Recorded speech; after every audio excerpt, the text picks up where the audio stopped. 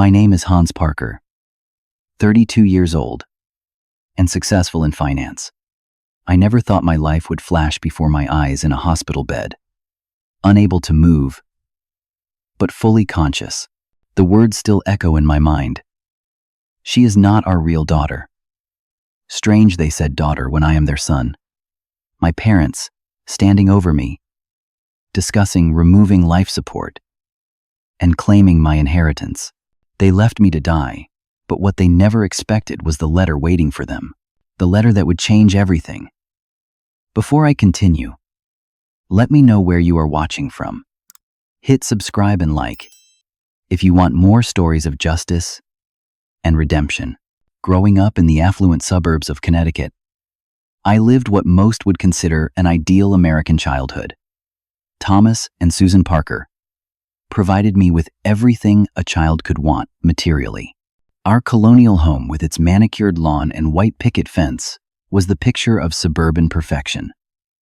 Dad worked as a financial advisor, while Mom maintained her interior design business from home.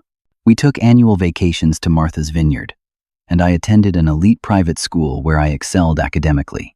By 30, I had established myself as a successful investment portfolio manager in Manhattan, having graduated from Princeton with honors.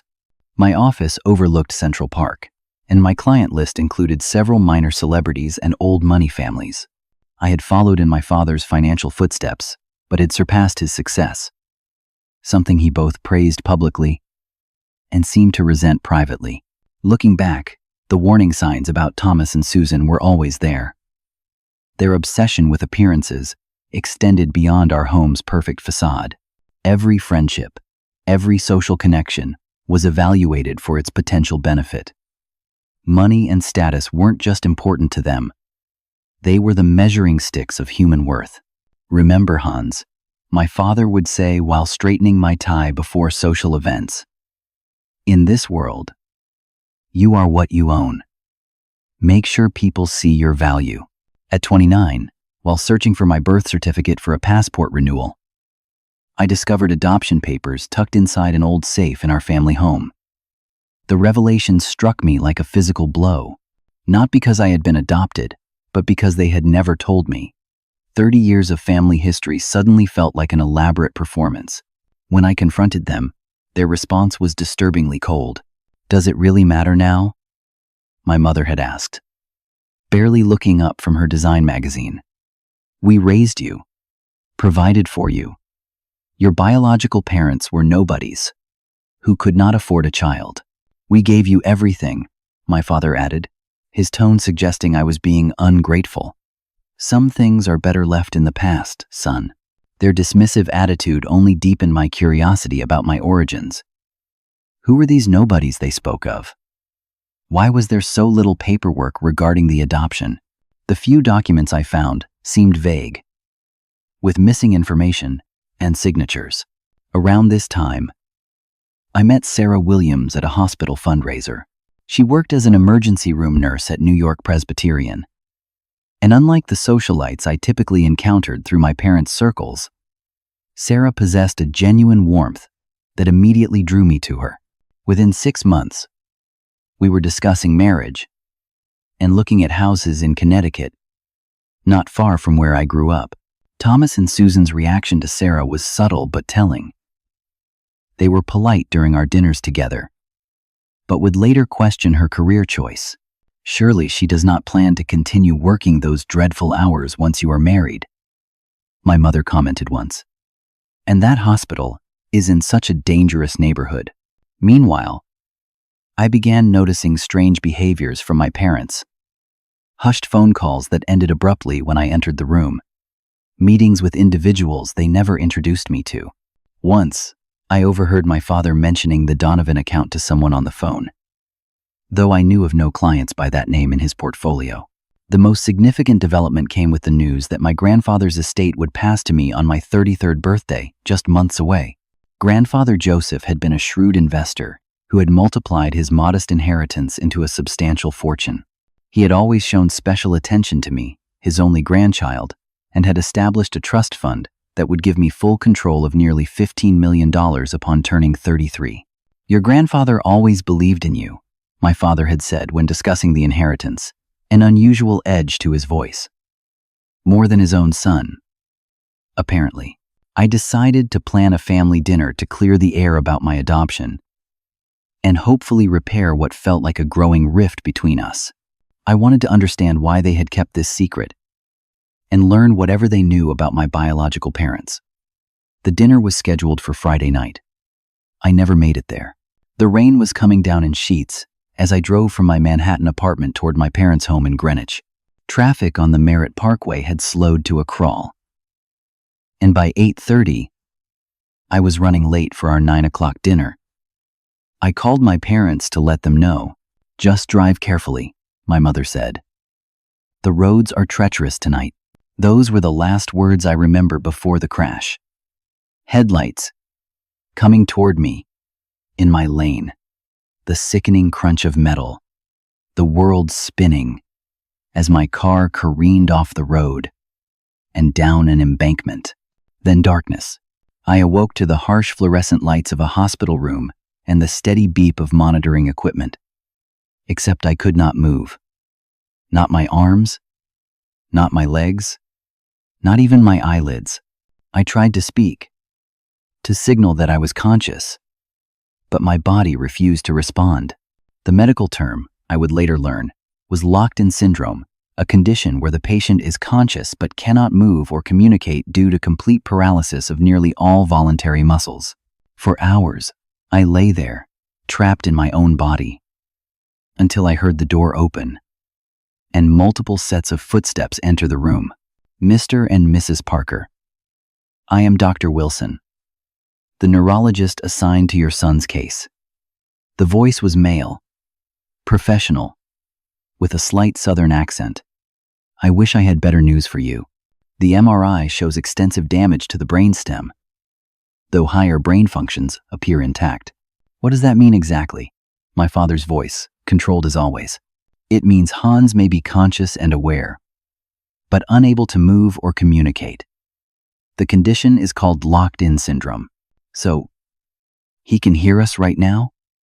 My mother, her voice trembling slightly. Potentially, yes.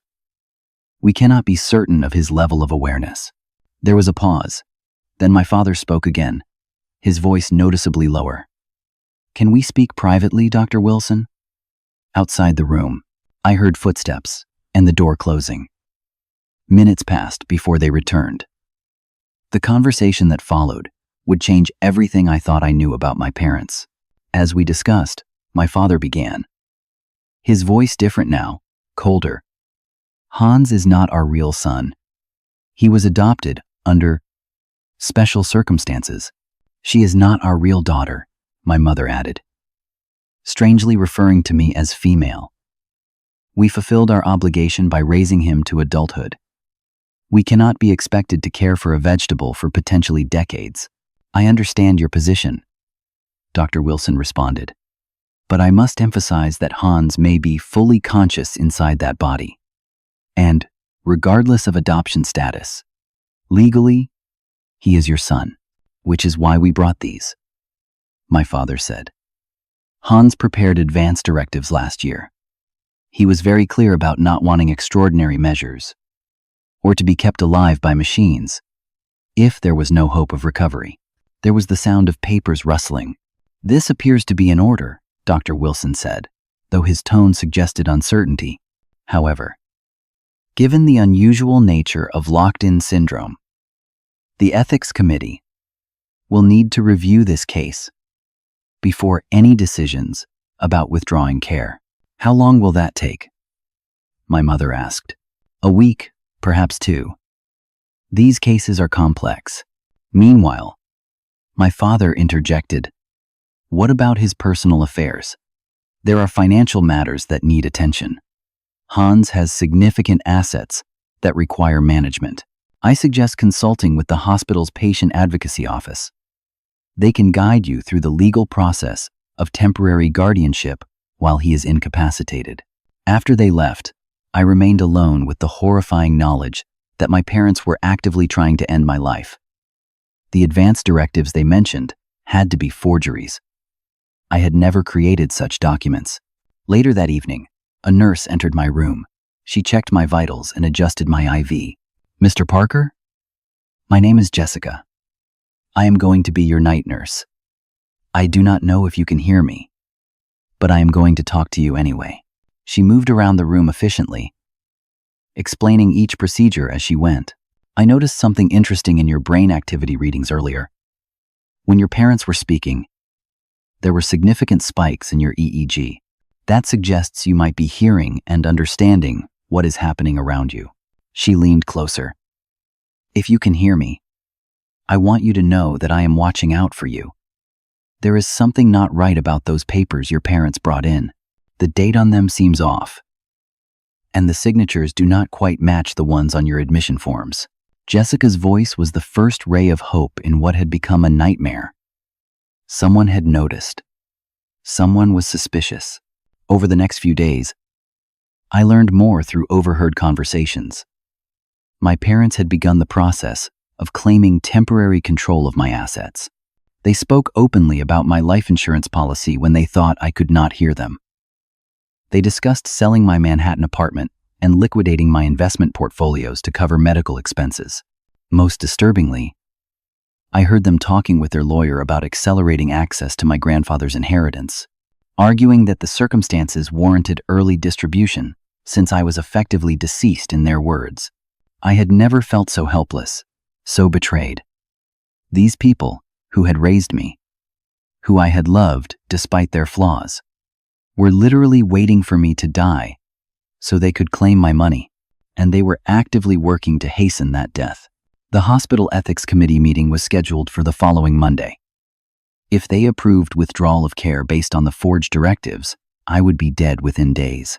Time was running out, and I was completely unable to save myself. "Hans, can you hear me?" Jessica's voice was hushed, urgent. It was 3 a.m, and she had quietly entered my room after checking that the hallway was clear. "I need you to try something for me. If you can hear and understand me, try to blink." I focused every ounce of my concentration on my eyelids. Nothing happened. "Okay. Maybe blinking is too difficult right now. Let us try something else. Try to move your left index finger. Just a tiny movement."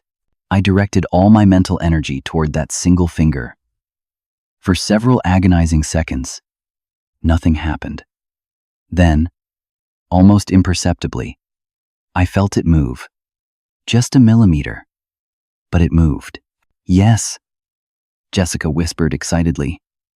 "I saw that. You are in there, Hans. You are still here." Over the next hour, Jessica explained that she had contacted my girlfriend Sarah against hospital protocol.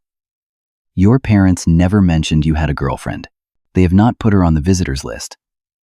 And when she called the hospital, they told her only family could receive information. But she came to the hospital anyway and found me." The next night, Sarah slipped into my room with Jessica's help. Feeling her hand on mine, hearing her voice breaking with emotion but determined to fight for me, gave me the first sense of hope since the accident. "Hans, I am not giving up on you," Sarah whispered fiercely. "I have a friend, Michael Davis. He is a lawyer who specializes in medical fraud cases. He is helping us build a case against your parents." Sarah began visiting secretly during Jessica's night shifts. She would talk to me, tell me about the investigation, and most importantly, help me with exercises to regain control of my body. As a nurse, she knew techniques to stimulate neural pathways. "The doctors are not trying these methods because your parents have convinced them you are beyond recovery," she explained one night. "But I know better. The MRI shows damage, yes, but your brain is finding new pathways. It is just going to take time and work." During the day, I would practice the movements Sarah had taught me, careful to do so only when alone. Within a week, I could blink consistently. Within 2 weeks, I could move my fingers slightly, and even turned my head a few millimeters when no one was watching. Meanwhile, Michael was digging into my parents' background. Through Sarah, I learned disturbing details about Thomas and Susan Parker. They had been in financial trouble for years, living beyond their means while presenting an image of success to the world. My father had made several bad investments that had nearly bankrupted them in the early 2000s. They had been quietly siphoning money from my accounts for years, taking advantage of the access I had given them when I first started my career. But that was just the beginning. Michael discovered that my adoption had not gone through proper legal channels. There were irregularities in the paperwork, missing court records, and evidence suggesting money had changed hands. Michael thinks they might have done this before, Sarah told me during one of her visits. He has found 2 other cases of adopted children who died under suspicious circumstances, with Thomas and Susan collecting substantial insurance payouts. Those cases were 20 and 15 years ago, in different states. The picture becoming clear was more horrifying than I could have imagined. My parents appeared to be longtime scam artists who adopted children as financial investments, collecting insurance money when they died or, in my case, trying to access a substantial inheritance. Jessica had begun secretly recording my parents' visits to my room, catching damning statements about their plans for my money. She had also found allies among the hospital staff, a small group of nurses, and one doctor who had become suspicious of Thomas and Susan's behavior. Dr. Rivera, a young neurologist who had recently joined my care team, was particularly helpful. Unlike Dr. Wilson, she questioned the validity of the advance directives and advocated for more time and treatment options. Your brain scans show activity that is inconsistent with permanent vegetative state, she told me during an examination, though my parents were not present. I believe you may be conscious and recovering. I am going to recommend against withdrawal of care to the ethics committee. With Jessica's help, Sarah brought a small recording device into my room. When my parents visited, it captured their conversations, including damning statements about their plans. Once this is over, we should take that Mediterranean cruise we have been talking about, my mother said one afternoon, sitting beside my bed. God knows we deserve it. After all these years of planning, let us not get ahead of ourselves, my father replied. We still need to get through the ethics committee and secure the inheritance. Joseph's trustees are being difficult about releasing the funds early, but it is just a matter of time now, my mother said, her voice cold and calculating. The doctor said, the ethics committee usually sides with the family in these cases. The ethics committee meeting was 4 days away when Sarah and Michael presented their plan. They had gathered enough evidence to go to the police, but making allegations against my parents while I was still in their legal custody was risky. If they were tipped off, they might find a way to finish what they had started before justice could be served. We need to set a trap, Michael explained through Sarah.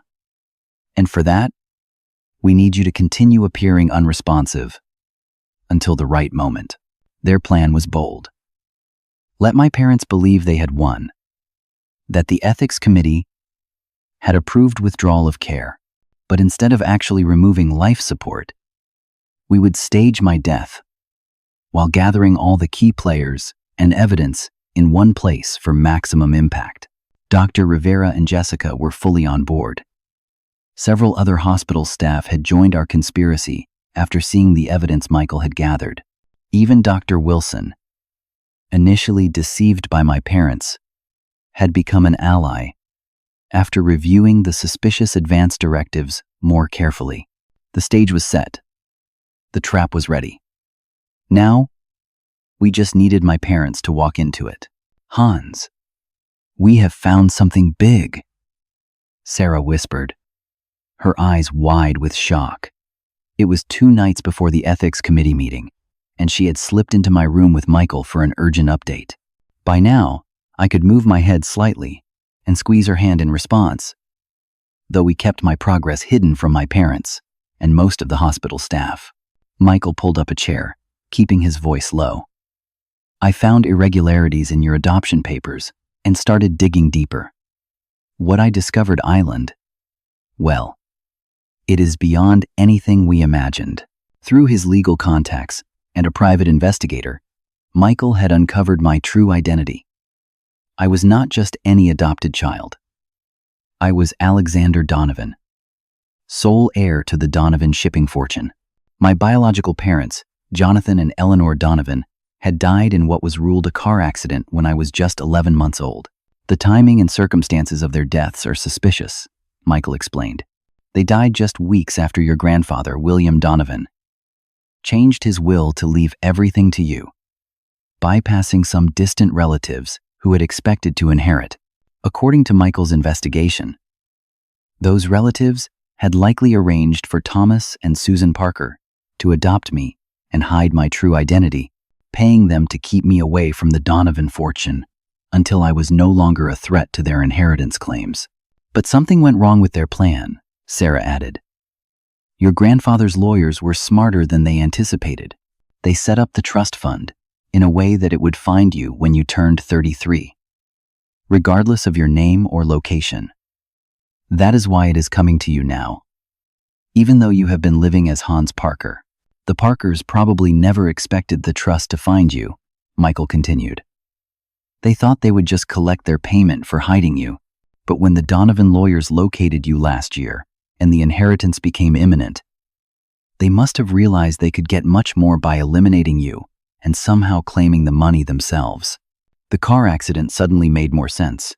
Though we could not prove it yet, it seemed likely that my parents had arranged the crash, expecting me to die, and then planning to use forged documents to claim my assets as their own.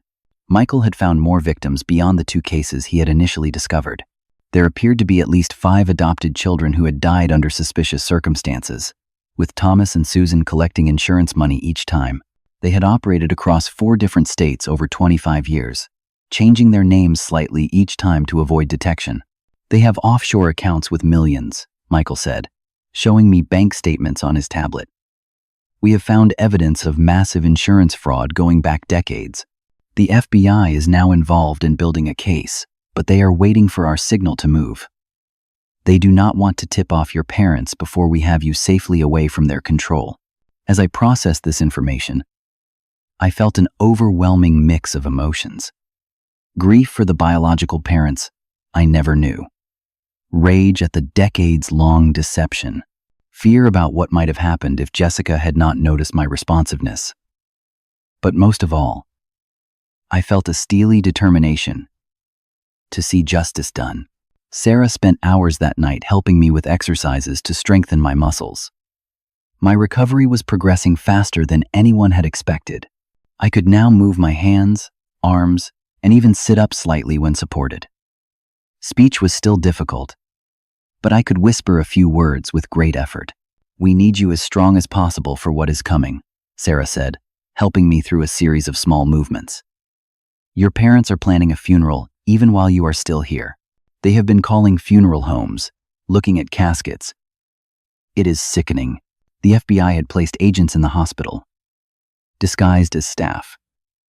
They had wired my room and gathered hours of incriminating statements from Thomas and Susan.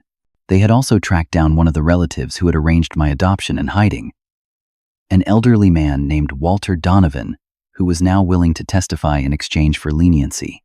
As the pieces fell into place, I began to see not just the immediate betrayal, but the full scope of what had been taken from me. A life as Alexander Donovan, knowledge of my true heritage and family, perhaps even a different career path or purpose. And most devastating of all, my biological parents had been murdered to make it all possible. Yet amid these painful revelations, I found unexpected gifts. Sarah's unwavering loyalty and love, Jessica's moral courage, Michael's tenacious pursuit of truth, Dr. Rivera's professional integrity.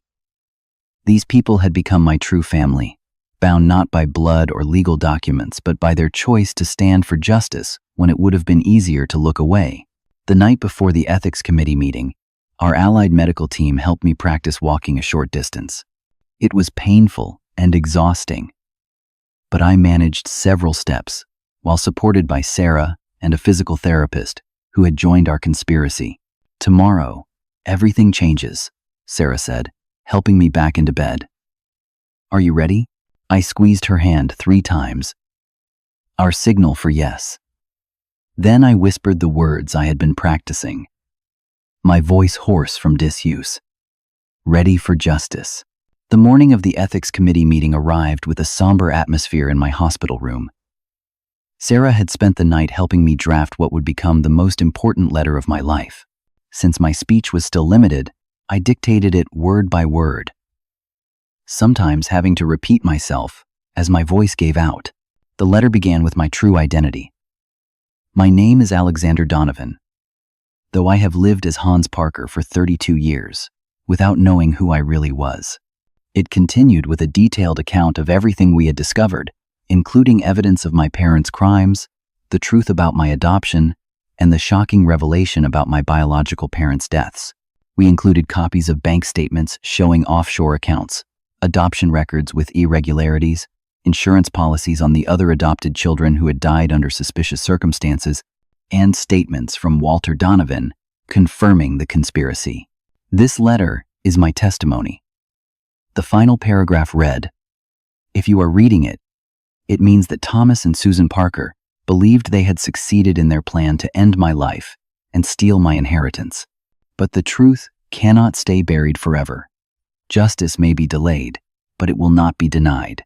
Sarah carefully sealed the letter in an envelope and gave it to Jessica, who would ensure it reached the right hands at the right moment. The plan we had crafted was precise in its timing and devastating in its impact. The ethics committee meeting had been scheduled for 10 in the morning in a conference room down the hall from my room.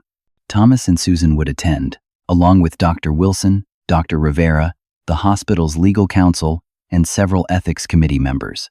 What my parents did not know was that FBI agents would be present, disguised as hospital staff.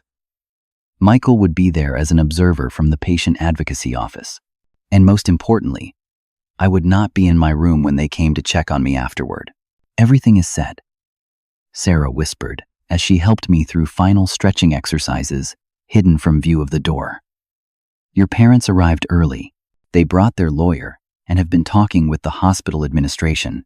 At 9:45, Dr. Rivera entered my room for what appeared to be a routine check. She closed the door behind her. "They are all in the conference room," she said. "The FBI is in position. Are you ready, Hans? Or should I say, Alexander?" I nodded, determination coursing through me.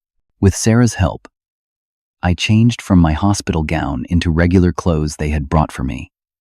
A simple button-up shirt and slacks that would be easy to manage with my still limited mobility. At precisely 10:30, as planned, the meeting in the conference room reached its crucial point. Through the small earpiece Sarah wore, we could hear Michael's updates. "The committee has reviewed the advance directives," he whispered. "Dr. Wilson has raised concerns about their authenticity, but your parents are pushing hard.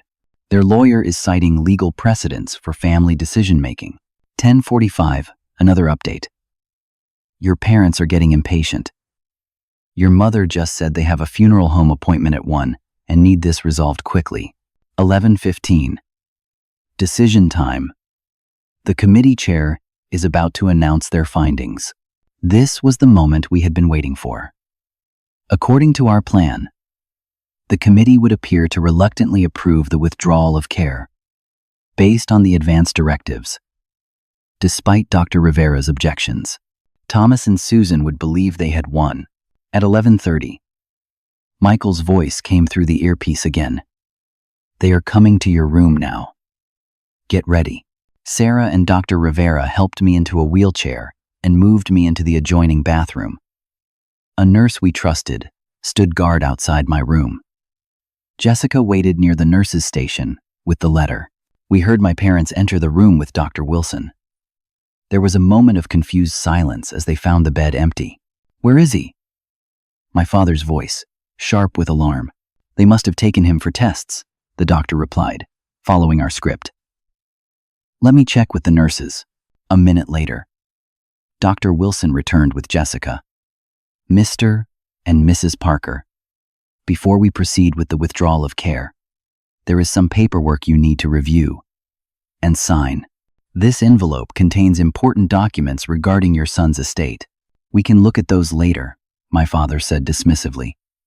Where is Hans? We need to get this over with. I am afraid these papers require immediate attention, Jessica insisted. They are related to the Ethics Committee's decision. There was the sound of paper tearing as they opened the envelope. Then, silence. Complete, devastating silence. What is this? My mother finally asked, her voice thin and tight. It appears to be a letter from your son, Dr. Wilson said. Perhaps you should read it carefully. We listened as they read in silence, imagining their faces growing paler with each paragraph. Then came the sounds of agitation, papers being shuffled frantically. This is preposterous, my father finally sputtered. These are lies, fabrications. Who wrote this? Where did these documents come from? I think you know exactly where they came from, Mr. Parker, came a new voice, one of the FBI agents who had been waiting outside. Or should we call you Thomas Blackwell? The name you used in Arizona when you collected insurance money after your son Jeremy died in 2004. That was our cue. Sarah pushed my wheelchair out of the bathroom and into the room. The look on my parents' faces as they saw me, upright and alert, was exactly what I had imagined during those long days trapped in my own body. Their faces went white, mouths open in shock. That is not possible, my mother whispered. You are supposed to be dead, I managed to say, my voice stronger than it had been during practice. Sorry to disappoint you, Mother. The FBI agent stepped forward, badges out. Thomas and Susan Parker, you are under arrest for attempted murder, insurance fraud, identity fraud, conspiracy, and embezzlement. You have the right to remain silent. As they were being handcuffed, my father made one last desperate attempt. Hans, there has been a terrible misunderstanding. We were only trying to follow your wishes. You have to believe us. I looked him directly in the eyes. The man who had raised me, who had taught me to ride a bike and helped with my homework, who had also plotted my death for money. My name, I said clearly, is Alexander Donovan. The room erupted into controlled chaos as the FBI agents read Thomas and Susan their rights. Their lawyer, apparently unaware of the extent of their crimes, looked shell-shocked and quickly distanced himself, stating for the record that he had been misled by his clients. As they were being led out, I asked for a moment to speak with them. The agents hesitated, but allowed it, under their supervision. Why? I asked simply. After raising me for 32 years, how could you do this? Thomas recovered his composure first, his business face sliding back into place. You were never supposed to get this far. The arrangement was simple. Hide you until the statute of limitations expired on the Donovan inheritance claims, collect our fee, and move on. We did our part for 18 years. We raised you, educated you, made you who you are, when the trust found you anyway, Susan added, her voice cold. We realized we deserved more. We had invested 3 decades in you. That inheritance should have been our compensation. So you tried to kill me, I stated flatly. We created an opportunity, Thomas corrected, as though explaining a business strategy. The accident was arranged to look random. If you had died as planned, it would have been a tragedy. Nothing more. When you survived, we simply took the next logical step by forging documents and lying to doctors. We saved you, Susan hissed, her composed facade cracking. When no one wanted you, we took you in. Everything you have, everything you are, came from us. We deserved that money, more than you ever did. The FBI agents had heard enough and led them away. As they reached the door, I called out one last thing. You taught me that family is about loyalty and trust. At least that lesson was valuable, even if you never meant it. The days that followed were a whirlwind of medical recovery, legal proceedings, and startling discoveries. The FBI investigation expanded rapidly as they uncovered the full scope of Thomas and Susan's crimes. There had been 7 adopted children over 25 years, not just the 5 we knew about. 3 had died in accidents, 2 by illness, and 1 by suicide. I was the only one who had escaped their fate. The financial crimes were equally extensive. Beyond the insurance fraud, they had embezzled money from clients of my father's financial advisory business, committed mortgage fraud in 3 states, and engaged in identity theft using information from the adopted children. Court proceedings began within weeks. I attended when my health permitted, still rebuilding my strength through intensive physical therapy. The prosecution's case was overwhelming, bolstered by the evidence Michael had gathered and the testimony of Walter Donovan, who provided details of the original conspiracy. Walter, now 86 and in poor health, explained how he and 2 other Donovan relatives had arranged my parents' accident and my subsequent adoption hiding. We never intended the child to be harmed, he insisted.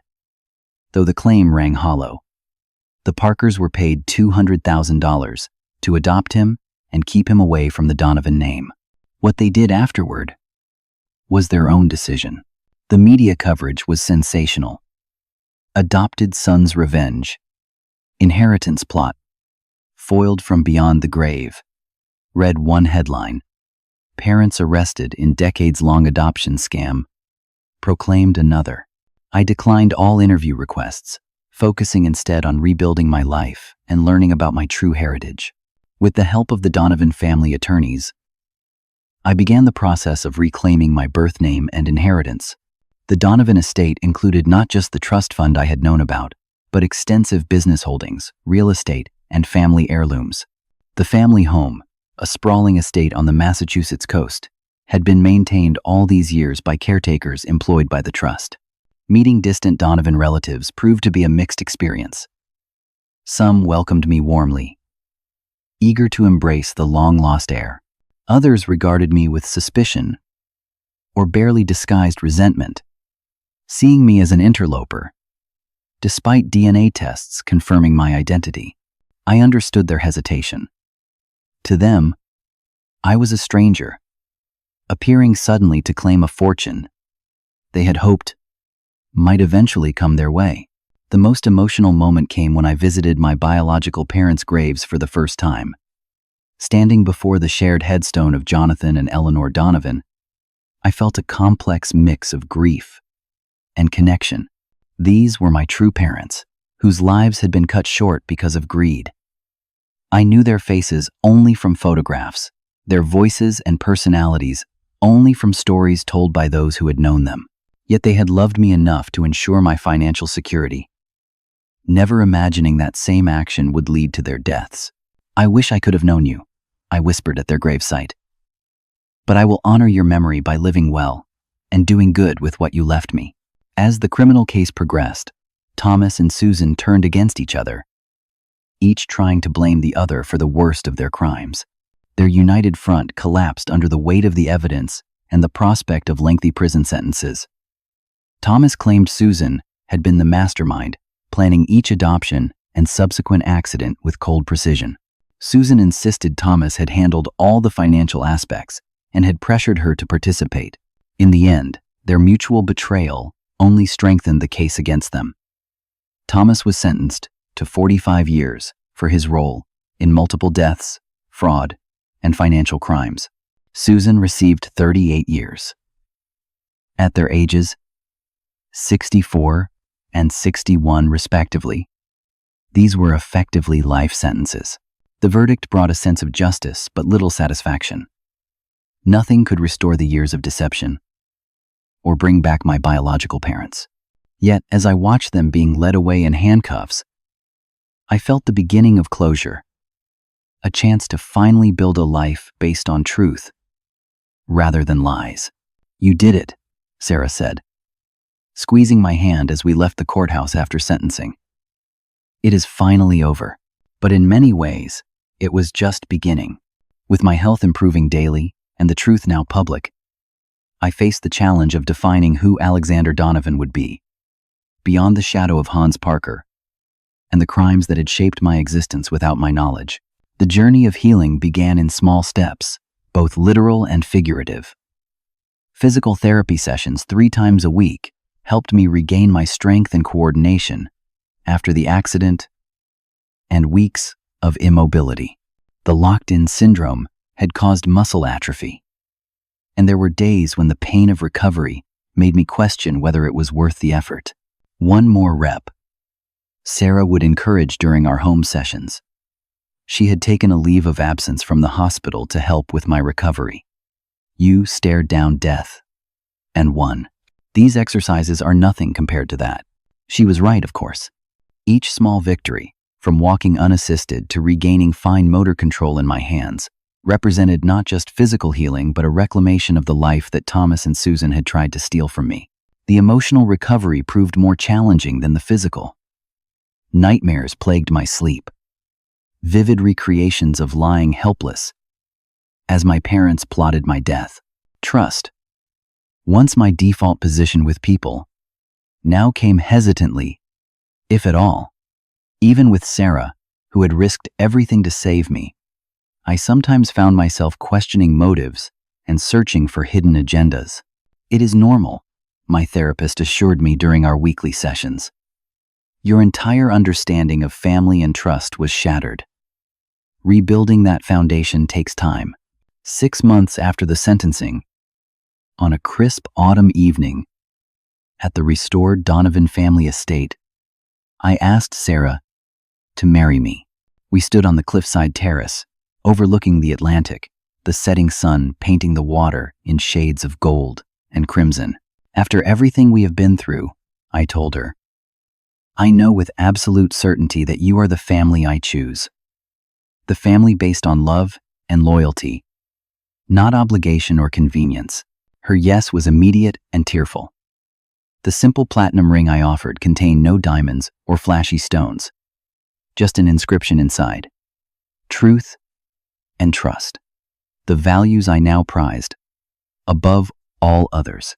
With my financial expertise and the substantial resources of the Donovan estate, I established the Donovan Foundation for Adoption Transparency, dedicated to reforming adoption laws and providing support for adoptees searching for their biological families.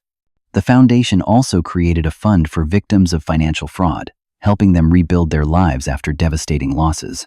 Jessica became the foundation's first employee, leaving nursing to oversee our advocacy work. Her keen eye and moral courage, which had saved my life, now helped shape policies to protect others. Michael Davis joined as legal counsel, bringing his investigative skills and passion for justice to a broader cause. My search for other victims of Thomas and Susan's schemes led to connections with families still grieving children lost to accidents and illnesses years ago.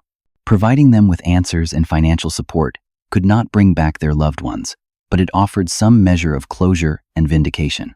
Meeting these families also introduced me to Jason, a young man who had been adopted by Thomas and Susan, briefly in the mid-90s before being returned to the system when they found a more suitable child.